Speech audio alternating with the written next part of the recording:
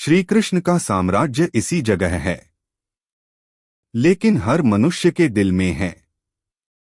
लेकिन आज हम आपको कृष्ण के उस अदृश्य चित्र को दिखा रहे हैं। राज्य को दिखाने वाले हैं जो धरती पर नहीं बल्कि समुद्र की सतह पर गहराइयों में है, जहां कभी श्री यही कृष्ण ने अपनी शक्ति की शुरुआत की थी। आज का प्रत्येक कण कृष्ण की लीलाओं का साक्षी था। वहां केवल समुद्री लहरों का शोर था। गोमती नदी और अरब सागर के संगम पर देता है। यह नगर विश्वास और इतिहास को जोड़ता है। आज भी धार्मिक लोगों के लिए देवभूमि है। भारत के पश्चिमी तट पर लगभग 6,500 वर्ग किलोमीटर, गुजरात में सौराष्ट्र किलोमीटर। जब आप शहर की ओर बढ़ते हैं तो दूर से सनातन धर्म का बखान करते हुए आसमान को चीरते हुए धर्मध्वजा दिखती है कि इस स्थान से साक्षात मोक्ष का पवित्र धाम शुरू होता है। हिंदू धर्म का तपस्थल है। शुरू होता है और शुरू होता है। द्वारकाधीश साम्राज्य का कुछ भाग आज समुद्र की गहराइयों में कहीं छिपा हुआ है। आज हम आपको श्री कृष्ण के दरबार में ले जाएंगे। शहर की खोज पर बताने वाले हैं जो अद्भुत, अकल्पनीय, अविश्वसनीय, जहां पर वह स्वयं बसाया था, उनके लोगों के साथ रहते थे जहां उनका। लेकिन अंततः क्या हुआ? यह साम्राज्य समुद्र के पार है, गहराइयों में समा गया। तो चलिए पता चलेगा। द सकन सिटी ऑफ द्वारका एक लेजेंड और एक मिथ है। भारत के 7 द्वारका शहर, यह पवित्र स्थानों में से एक है। केवल धार्मिक लेकिन पुरातात्विक। गुजरात राज्य भी महत्वपूर्ण है। सौराष्ट्र प्रायद्वीप के पश्चिमी हिस्से में द्वारका पर 4 धामों में से एक और सप्तपुरी शहर यानी 7 पवित्र नगरों में से एक माना जाता था। जाती है बावजूद इसके कि द्वारका की पुरानी और ऐतिहासिक पृष्ठभूमि रहस्यमय है। इसके इतिहास को देखें तो भगवान विष्णु का 8वां अवतार पता चलेगा। श्रीमद् भागवत के अनुसार श्री कृष्ण ने इसे बसाया था। पवित्र ग्रंथ में श्री कृष्ण का जन्म बताया गया है।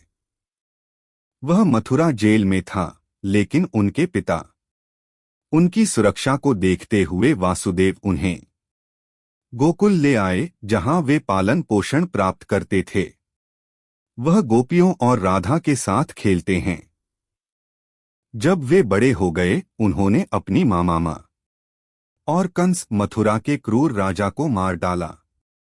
कंस के ससुर जरासंध मथुरा में 18 बार आक्रमण करने से वह पूरी जनता को लेकर पश्चिम की ओर, जहां भगवान श्री कृष्ण ने एक द्वीप शहर बनाया, का फैसला।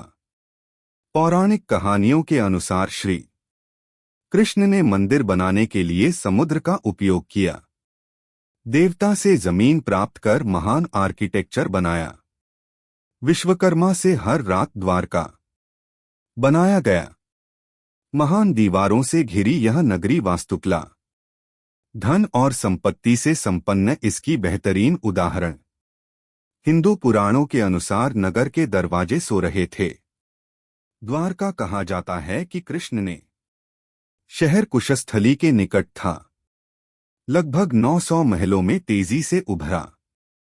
हजारों लोग पूरी तरह से शहर में रहते थे। बंद था और जहाज से ही यहां तक पहुंचा जा सकता था।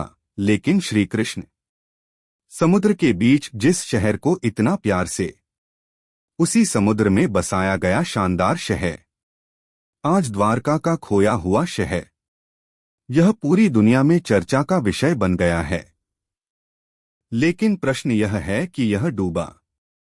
मित्रों, द्वारका नगरी के डूबने के इसके बारे में बहुत सारी कहानियां और मिथक फैल गईं। महाभारत में कहा गया है कि श्री कृष्ण पांडवों महाभारत युद्ध में उनकी तरफ से थे और पांडवों ने इस युद्ध में जीत हासिल की थी और 100 पुत्रों की हार से कौरवों का शोक।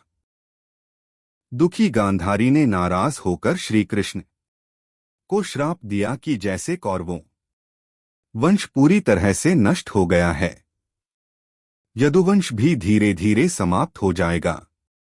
में स्थिति बिगड़ने के बाद यदुवंशी लोग एक दूसरे से युद्ध करके मर गए। बलराम सभी यदुवंशियों की मृत्यु के बाद ने अपना शरीर भी त्याग दिया।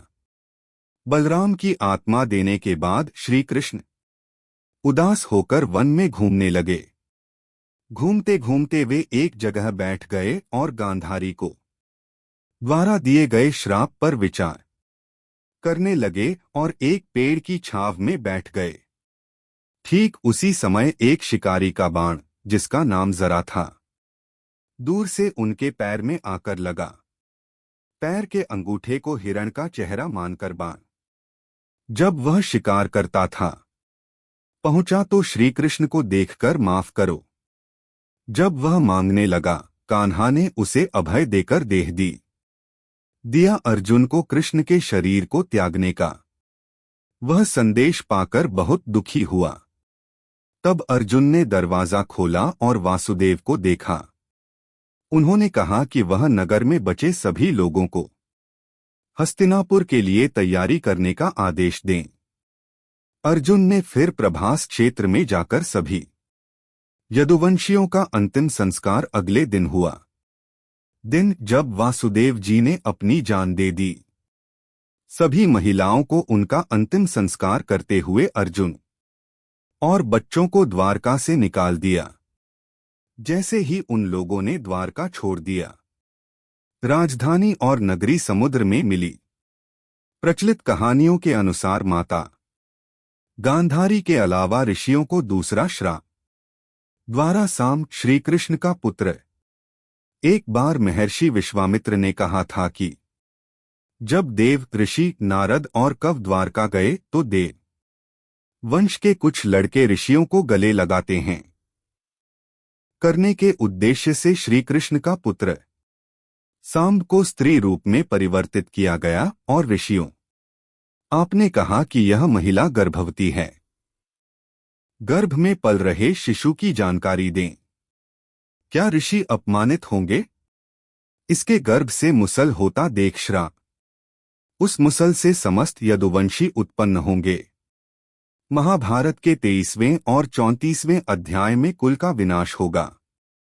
श्लोक के अनुसार जिस दिन कृष्ण ने 125 वर्ष पूरे किए, बाद में आध्यात्मिक जगत में प्रवेश, अरब शहर के लिए पृथ्वी छोड़ने के दिन वह सागर में डूब गया और यही समय था जब समुद्र के देवता ने कलयुग की शुरुआत की, ने फिर से जमीन को वापस लिया।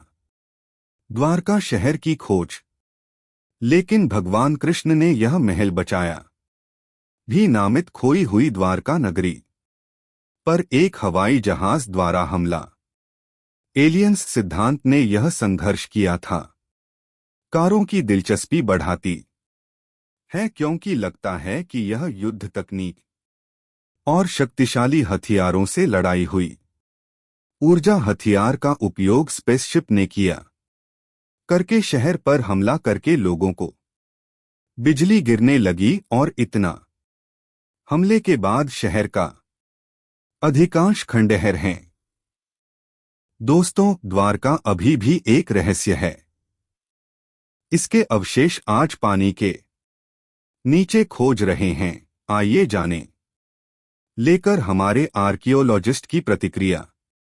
मैं सबमर्जेड डिस्कवरी किंगडम महाभारत के अनुसार तो पुरानी दरवाजा समुद्र में डूब गया, क्योंकि आज एक महत्वपूर्ण द्वारका एक पुरातात्विक स्थान बन गया है। भारत में समुद्री अवशेषों की पहली तस्वीर वायुसेना के पायलटों ने उस दौरान समुद्र से उड़ान भर रहे थे। 1970 में जामनगर के गैजेटियर ने इसके बाद इसका उल्लेख करने वाले पहले लोगों द्वारका नगरी को काल्पनिक कहा जाता था।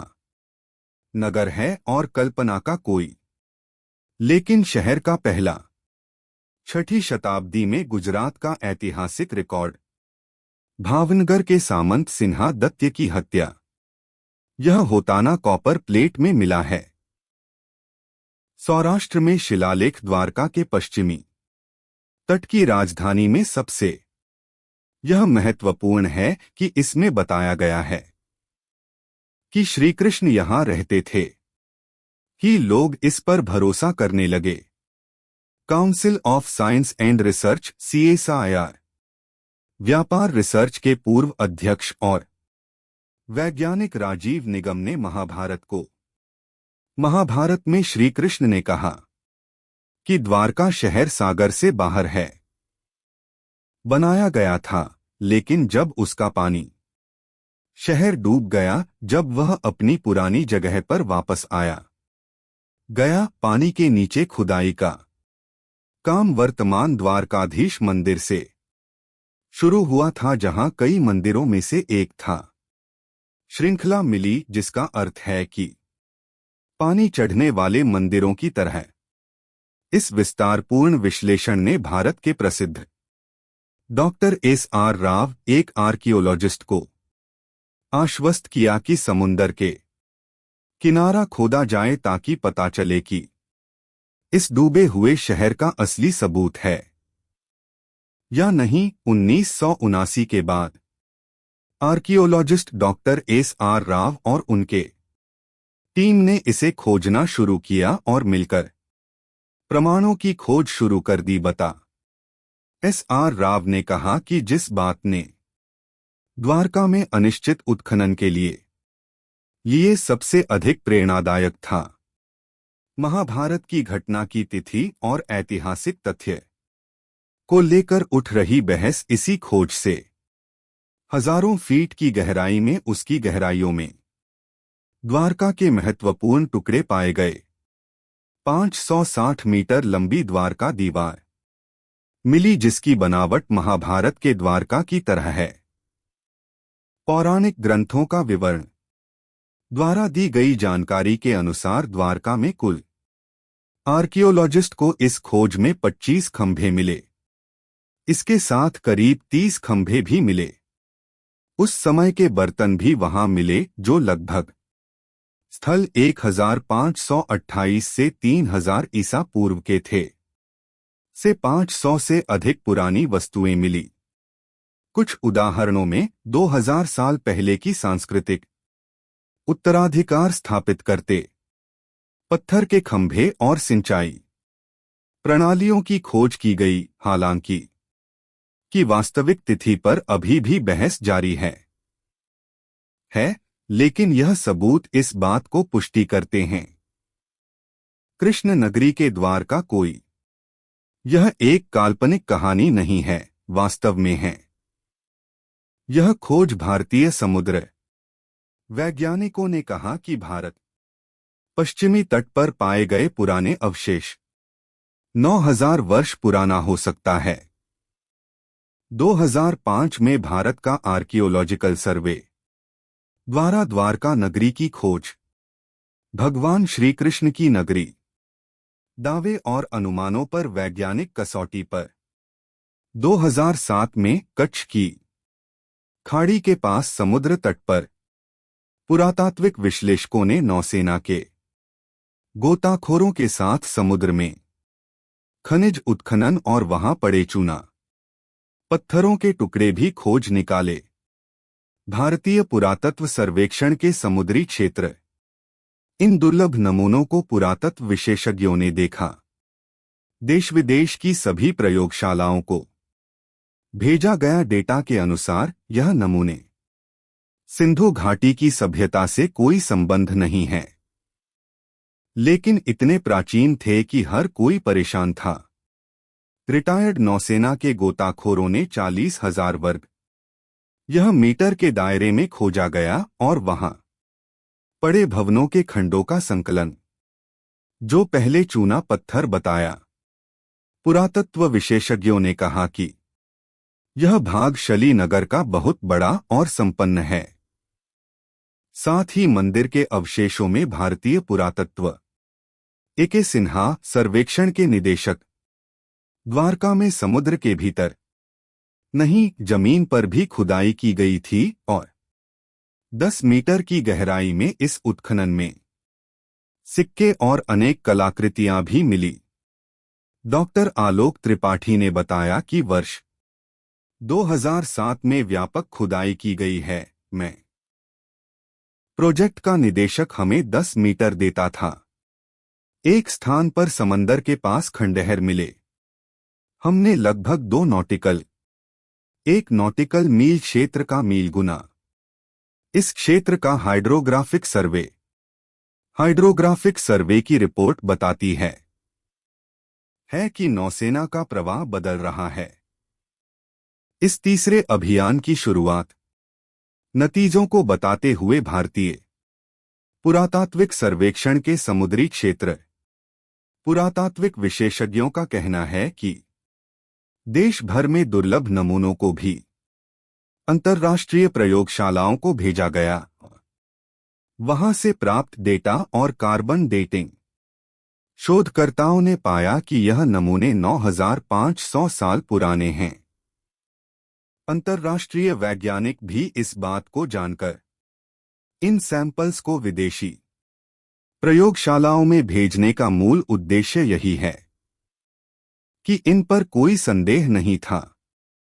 इस स्थान पर बहुत सारे लंगर मिले, जिससे द्वारका ऐतिहासिक है बंदरगाह था और 15वीं से 18वीं शताब्दी तक शतवर्षों के दौरान भारतीय और अरबी क्षेत्रों के व्यापारिक संपर्कों में भागीदारी की।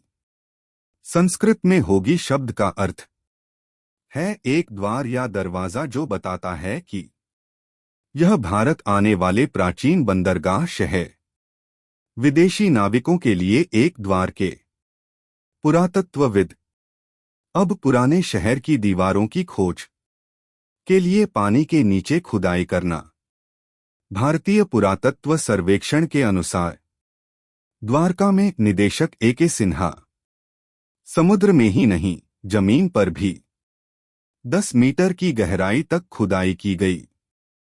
उस खोज में मिले सिक्के और कई कलाकृतियां भी मिल गया। उन्होंने सोचा कि समुद्र में मिले अवशेष से संबंधित जानकारी देते हुए भारत सरकार के समुद्र तकनीकी विभाग के वर्तमान मंत्री मुरली मनोहर जोशी ने बताया कि ध्वनि चित्रों के माध्यम से मानव निर्मित शिल्प, साथ ही एक प्राचीन नदी भी मिली है जो 9 किलोमीटर तक लंबी है और सिर्फ इस पुरानी सभ्यता के अवशेष और शिल्प मिले।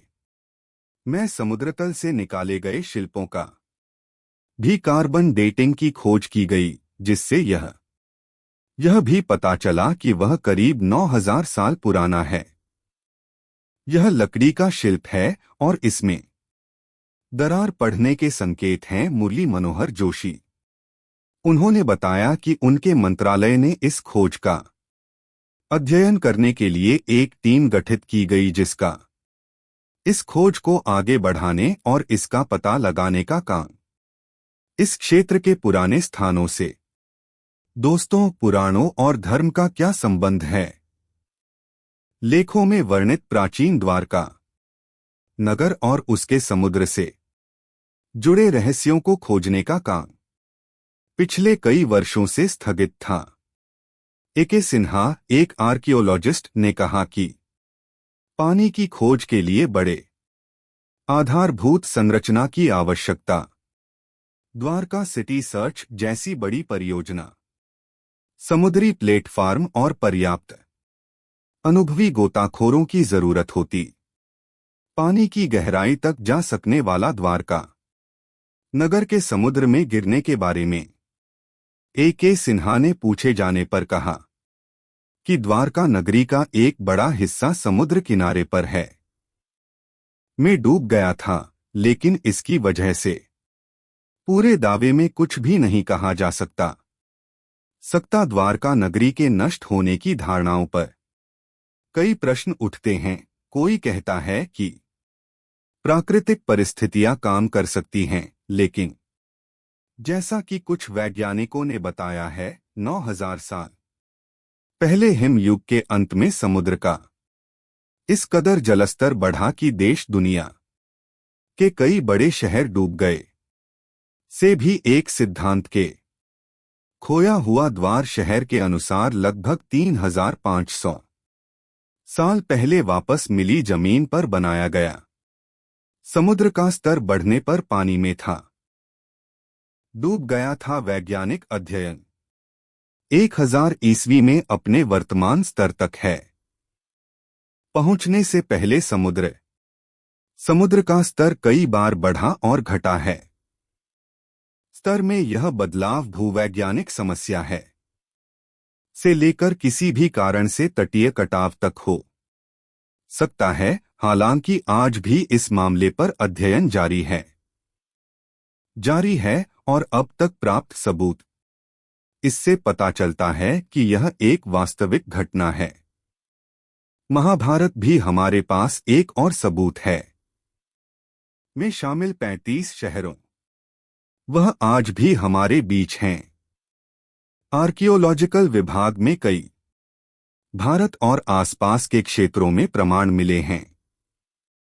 महाभारत में देशों का उल्लेख है। दिल्ली भारत की राजधानी है। आज हस्तिनापुर उत्तर प्रदेश का मेरठ है। कुरुक्षेत्र हरियाणा का एक जिला है। आज अफगानिस्तान में गांधार है, वहीं श्री कृष्ण की द्वारका भी वहीं है। गुजरात में स्थित एक शहर कंक्लूजन है। दोस्तों, यह अध्ययन इतना कह सकता है कि द्वारका एक छोटा शहर था। यह बहुत विशाल और संपन्न राज्य था। और सबूत जब भारत के समृद्ध और पुराना इतिहास प्रस्तुत करना किए जाएंगे तो हमारी सभ्यता यह बहुत गर्व की बात होगी। दोस्तों, कृष्ण जीवन का मूल्यांकन सिखाते हैं। व्यर्थ चिंता और भय से वर्तमान छोड़कर भविष्य में जीवन का सबसे महत्वपूर्ण पाठ सिखाते हैं। आज श्री कृष्ण की बहुत गहरी व्याख्या निशानियों को स्पष्ट देखने के लिए आवश्यक है कि समुद्र एक बार फिर मंथन करेगा और जो शुरू करने के बाद उसे निष्कर्ष पर लाया जाओ